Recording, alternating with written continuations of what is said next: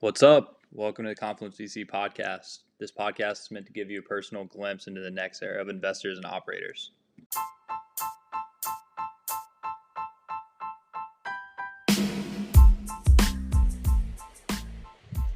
This week we had on Jay Drain of Maven Ventures. Maven is a seed stage fund that's made a name for itself as one of the best consumer-focused funds out there, with a portfolio consisting of names like Zoom, Cruise, AngelList, just to name a few. Jay is a rising star in the venture world, and we wanted to have him on to pick his brain on a number of topics. In this talk, we discuss synthesizing thoughts through writing, the platform-ification of Zoom, the emergence of vertical social networks, and thoughts on retail investing 3.0. All right, everybody, welcome to the Confluence VC podcast. I got one of my closest homies for a decade now on the podcast with us, Jay Drain. And he's representing the Shy, representing all the folks who can make Business Insider more than once in a week. He's honestly just like a really great person. So thank you so much for joining us, Jay. Wow, man, that's crazy. It has been 10 years. But yeah, more than happy to. I'm honored to be on the Confluence VC podcast. Yeah, man, we've been trying to get you on here for a while. We've been trying to plot on the best times to get you on here, but you were still bubbling up, and we wanted to let some of these big wins come out first. So, look, to get things started, I guess I should just say you're working at one of the best early stage firms in the country at Maven, and you're putting up numbers. And I would love to just give you 1 or 2 minutes to give us some insight into your path and how you got to where you are today. Yeah, of course. At the core, I'm a Chicago kid, born and raised. Went to Amherst College and graduated in 2018. After Amherst, I worked at Goldman Sachs for 2 years on a desk called Cross Asset Sales, where I got to cover some of the biggest and baddest hedge funds in the game. In my heart of hearts, I always knew the job wasn't like for me long term, but I wasn't quite sure what I wanted to do next. Fast forward to summer of 2020, and one of my friends whose name rhymes with Dialer Teen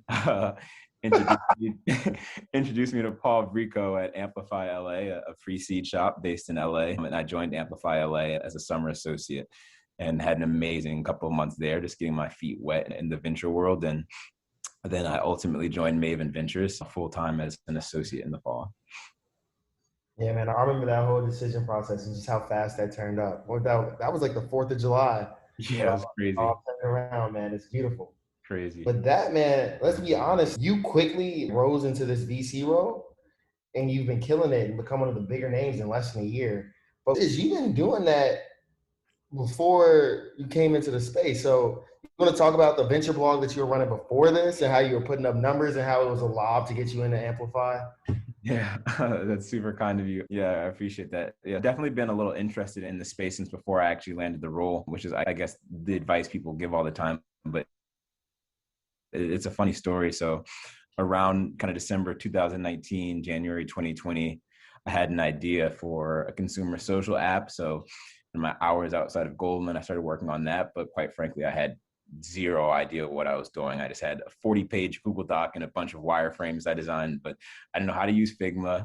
I couldn't code to save my life or anything. It's funny because I only really told a handful of my closest friends about it. And Tyler, I think you're like the second person I told. And anyways, COVID-19 hit and I realized working on that app in the middle of a pandemic wasn't the best idea. But in the few months I spent working on it, it was kind of my introduction to the tech ecosystem, and I fell in love with it right away. And from there, that kind of passion led to the writing, because if you look across the venture and startup space, you don't typically see a ton of folks who went to small liberal arts schools like Amherst. And my major was a blend of law and poli-sci, so I've always considered myself a really strong writer, and that's often how I synthesize my thoughts. And so in the spring, I remember like Clubhouse was getting some buzz and Twitter was thinking about releasing their voice tweets. And I was like, wow, this is a super crazy moment for audio. So I just jotted down some thoughts and threw them up on Medium, and it got a pretty good response. And since then, I've written a handful of other posts across Medium and now Substack. And it's really just like a fun way for me to document my thoughts and also a way to engage with new people, like other investors. And you also get a sense of like,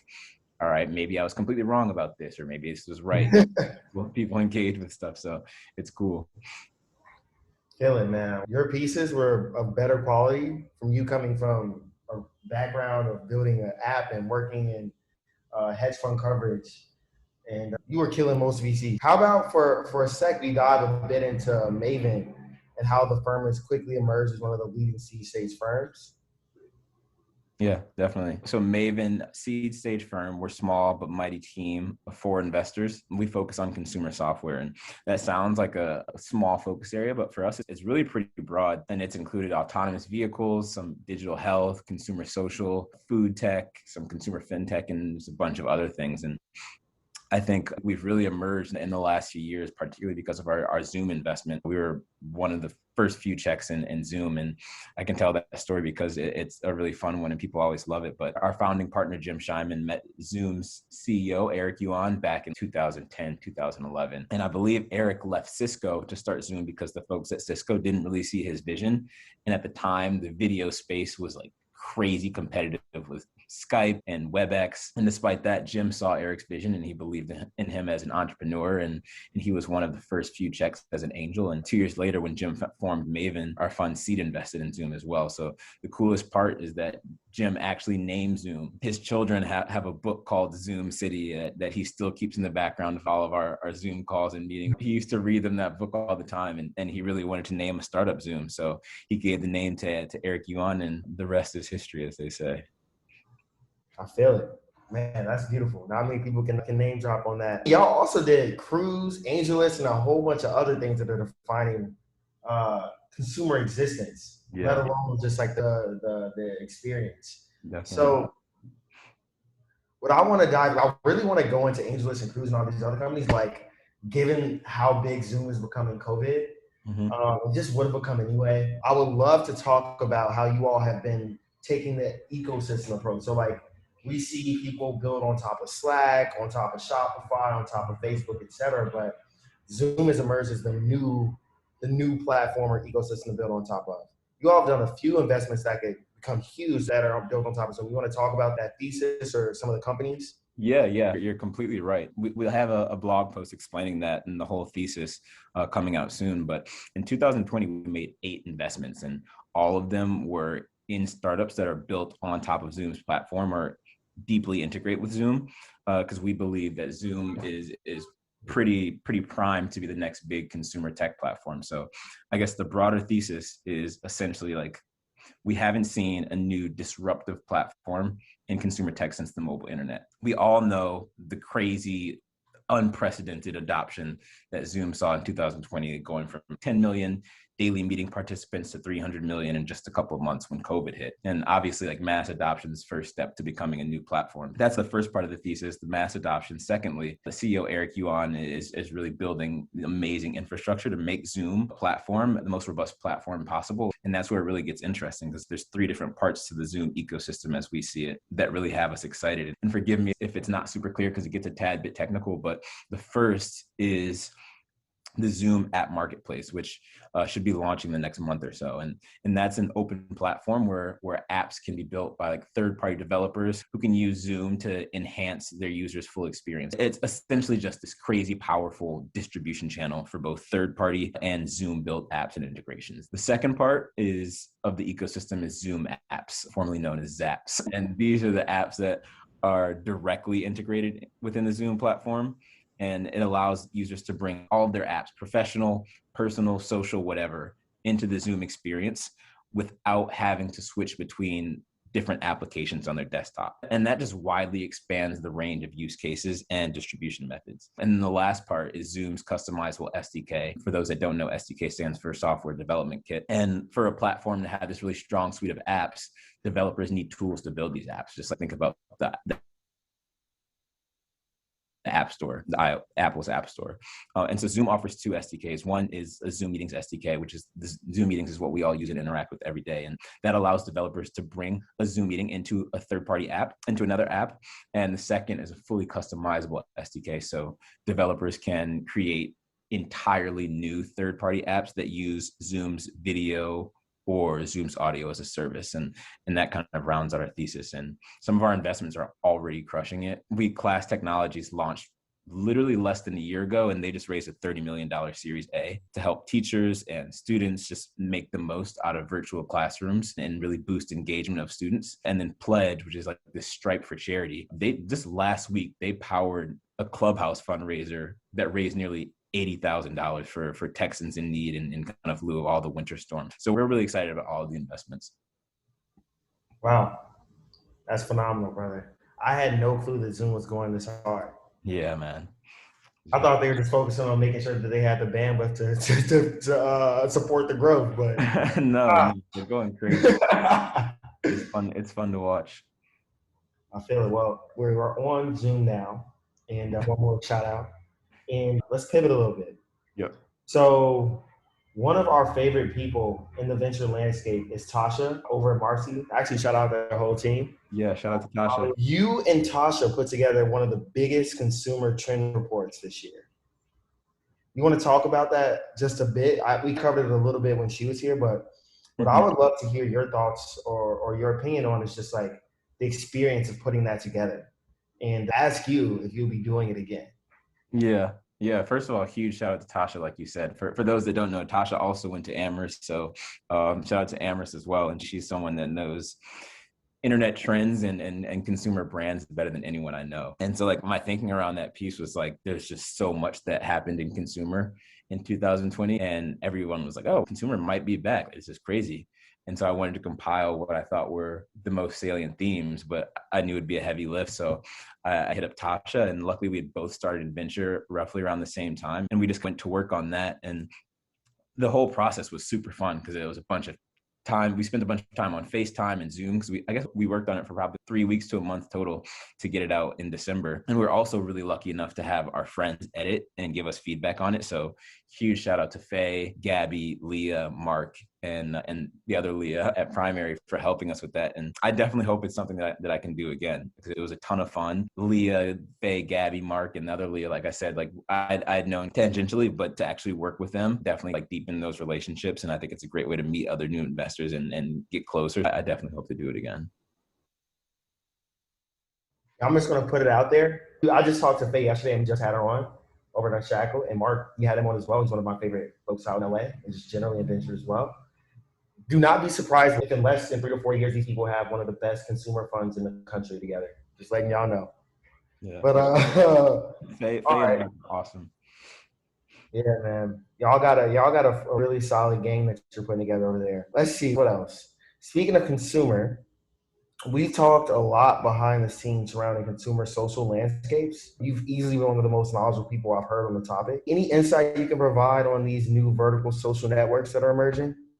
Yeah, I'm really excited about the consumer social landscape. We've made a couple investments in consumer social at Maven, and it's just an area that I naturally gravitate towards. And one of the areas I'm most excited about is vertical social networks. And I definitely think there's room for another one or two because there's such an abundance of content out there. And I remember Gabby talked about this on the podcast, and also it's written on just like curation being the kind of new creation. But I think that applies on like the social application layer as well. And I think it really comes to mind for me in music and food. And those are two areas I'm most excited about as far as consumer social. I think if you think about music, everyone uses Spotify, Apple Music for their streaming.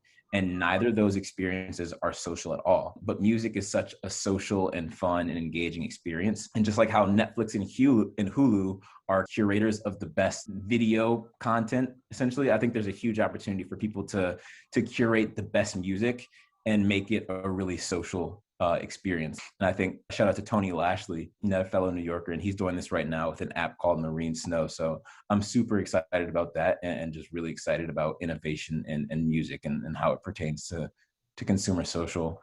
And the other one I mentioned is food. I think our experience with food, finding, dining, cooking, reviewing, etc., is just super, super fragmented. And if you think about it, at least this is my like personal food stack. For ratings and reviews, I use the Infatuation. For photos and videos, I post and I see my friends posting on Instagram. I'm not a huge TikTok guy, but I see the tutorials on TikTok sometimes. For recipes, we all use New York Times or Bon Appetit. And food is really just also inherently social, like music. So I think there's a huge opportunity to bundle some of those experiences. And there are a few folks trying to do it, but I haven't really seen anything that I'm super big on yet. So that's a space I'm going to be watching really closely as well.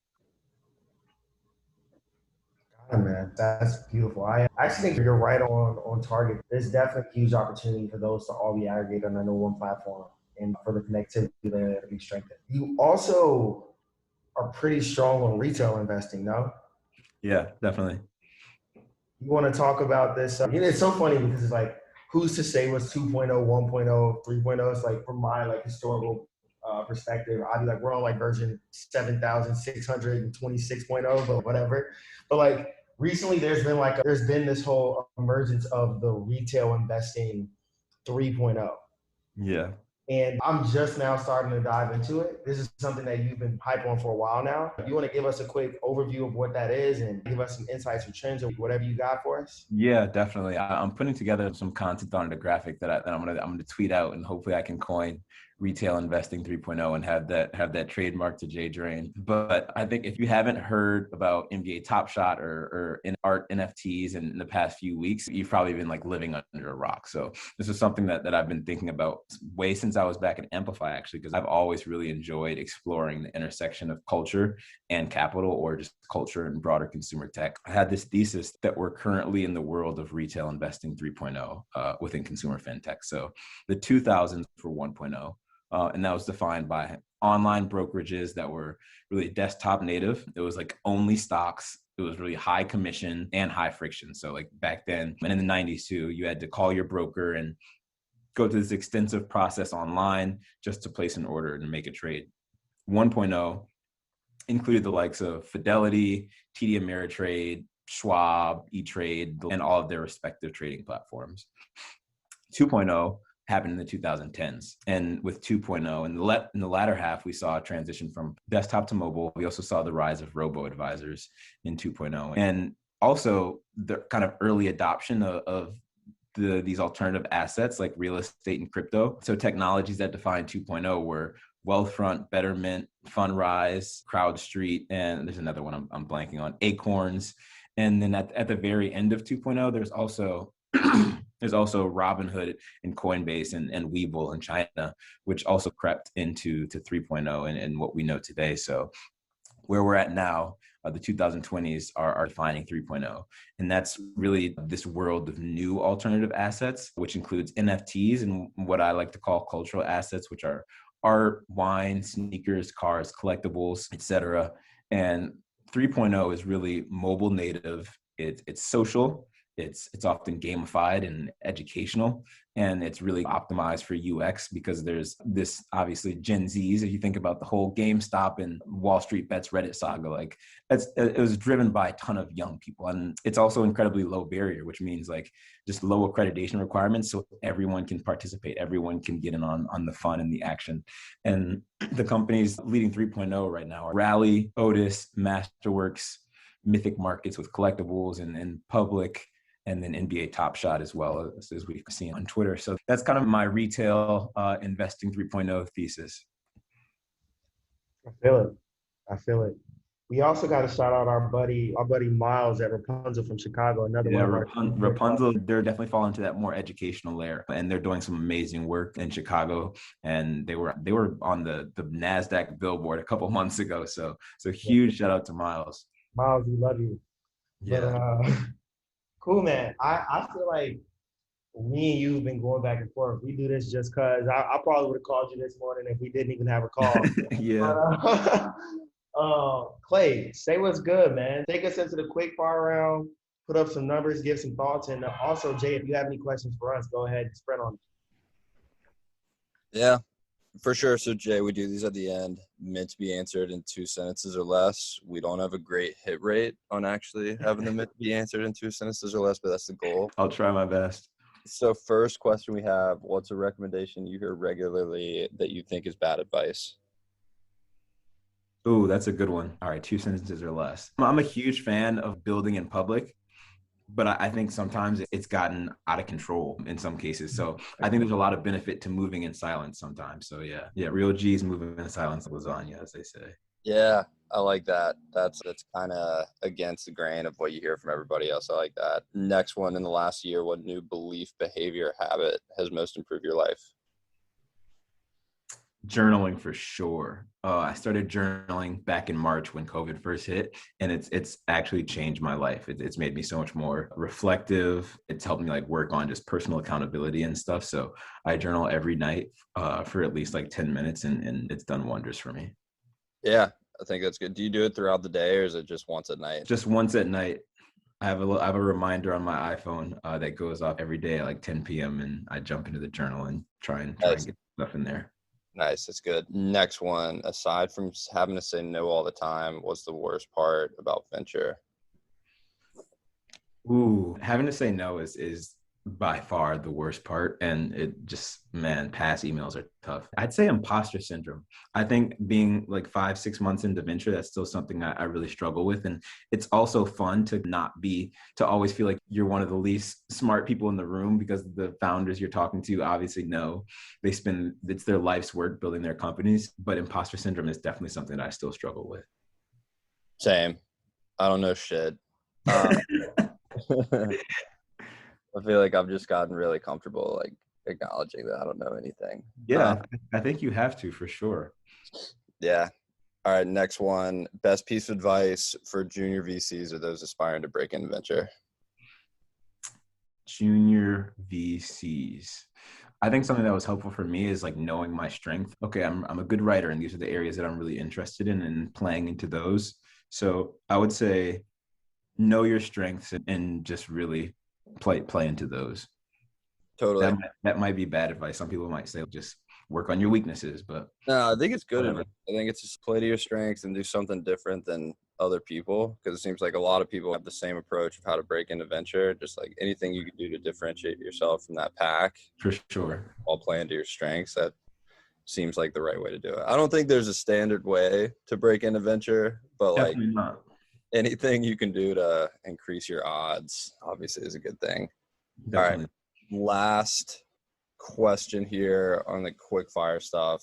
Who is a mentor that you would want to give credit to? Mentor. Oh, Sean Legister. I don't want this to sound like an Amherst commercial. He's an Amherst grad from back 2010. He's been super instrumental through me, just like for me, just professionally and personally. He works at Goldman now, and he's been there every step of the way for me since I graduated from Amherst. So it's a huge shout out to Sean Legister. Nice. Does Amherst have a strong presence in tech, or is it mostly geared more towards banking consulting? It's a lot of people that go into banking and consulting. It's actually crazy. The two one of the people from Amherst who's in venture now is Andrew Reed at Sequoia, and he was the youngest, Sequoia's youngest partner ever. He went to Goldman, was in banking first. And shout out to Andrew Reed if he's listening. Definitely love to connect. And his twin. Everybody tag him on this post. If you're listening to this, hit up Andrew Reed and tell him that I would love to talk to him. And then he has a brother, Will Reed, who I think is a partner at Spark. But aside from that, there's not really many folks from Amherst that have built huge or really prominent careers in venture. So hopefully Tasha and I can take care of that. Yeah, that'd be sick. Well, dude, that's all of the quick fire questions. Whoa. I thought I got a chance to ask you guys some questions. Yeah. I'm about to finish with that. Yeah, we're trying to do a better job. Yeah, not just being the only ones asking questions. So with that said, you got anything that you're dying to ask us? Yeah, I would love to hear about you guys' kind of collaboration process on Confluence. The Slack channel is just crazy robust. You guys have a bunch of good content. You're rolling out the kind of the syndicate stuff as well. I'm curious as to what it's like working with each other on that. Tyler, you want to go first? Do you want to know about what we're doing or how it is working together? How is it working together? Clay, this one's for Clay. Clay, what is it like working with Tyler and having to jump on Zoom or FaceTime with this man from Mexico? Yeah, no, dude, it's been good. I think we're figuring out and like better understanding each other's work styles. I think at first we were just like constantly jumping on calls with each other to get stuff done. And I think now we're doing a better job being able to do stuff asynchronously. But I think we still talk like on average 3 or 4 times a day. I literally talk to Tyler more than I talk to my girlfriend at this point. I'm dead. But dude, it's been good. I feel like Over the past 9 months, like this thing has evolved so much, and it's just been iterating and doubling down on the ideas that work. Because like we literally started out and we were just like, all right, we want this resource library to be really robust and helpful for people that are junior VCs, and then like quickly realized we could layer on a networking component on top of that and collect some investor data to make it easier for people to collaborate. And then from that, it's like, all right, we can spin up a community out of this. And then like from there, you go into content strategy, and now we're launching the next phase of growth, which is syndicates and opportunities for companies to submit data to Confluence and kind of leverage the investor network that we have. So like the evolution of that has been a lot of back and forth between Tyler and myself, and now with the Common App stuff, we've looped in Cole as well. But it's been cool, dude. I think I've learned a ton from Tyler. I think we're both learning like how to best work completely remotely with each other, because like we've never met in person, which is Never. So isn't it just like the reality of that so crazy? I've never met any of my teammates at Maven in person either. Dude, it's bizarre. I was onboarded to Mucker completely remotely. I've met one member on the team for literally one day and just walked her through all the work that I was doing, and then we continued the conversation. But everybody else, it's been only email, phone, or Zoom. But what if like after COVID, we all meet these people that we've been working with so closely, and they're like either like just super tall or super short, not weak, where they smell really bad, and you're just like, yo, this is not what I expected. 6'5". Tyler's mad tall, in case you didn't know that. Yeah, we're Tyler will dunk on you for sure. Clay is a D1 athlete. He's a real hooper. In a starting quarterback. We got a hoop for sure. Yeah, dude, let's do it. Bro, let's put together a league. Let's put together a Confluence league. Should we go down? Should we fly down to Mexico and play with Tyler? In all seriousness, we can get like 6-bedroom houses for like $600, and they are on top of a sports complex. So we can get like 5 of them and just invite teams. Let's do it. I'm all about it. I'm in the league right now. Yo, check out my jersey. I have Confluence on the back. Oh my gosh. Yo. You know I gotta rep the squad. Look, let me answer this real quick. Look, man, it's been awesome. I think Clay is like a phenomenal structure executor. And I'm like a wild idea, think about X steps ahead, figure out somehow how we can get in front of the people we need to get in front of kind of person. Yeah. And meshing those two things together is like vision plus like very tactile execution. For sure. And us both just being generally incredibly curious and friendly people that have a pretty large risk appetite made it to where like in 9 months, we've effectively been able to stand up the infrastructure for either a lasting branding community or even a really competitive community-driven fund. Yeah. So we're just excited, man. And in terms of Common App, we think that we're going to democratize access to VCs for founders. And we think that we're going to make the job of a VC much easier in terms of them raising money and in terms of them having optionality for their founders and getting deal flow that's actually relevant. And then in terms of syndicates, it's coming real soon, but we're going to make it to where like the economic structure for junior investors is no longer flipped on its head. Like we want people to be able to get proportionate economics for the work they do. Because partners, y'all out there, y'all messing up, not giving people carry, underpaying them relative to private equity and hedge funds and growth equity. And it's time for us to solve that. So we've heard everyone. We saw the comp survey results, which are to everyone out there who thinks your VC friends are ballers, not true. We'll talk about that soon. Maybe we'll do a podcast and we talk about it with some of our best friends. I know it's going to be crazy useful for junior investors. So everybody stay tuned. Stay tuned. Real soon. We'll be getting Jay's with his stamp is on it. He's going to tell us what sucks and what doesn't. For sure. Everybody stay safe, wear a mask, floss every day. True. Floss twice. Thank you again for the time. We'll hit you with the recording of this and edit soon. For sure. Love you. See you guys.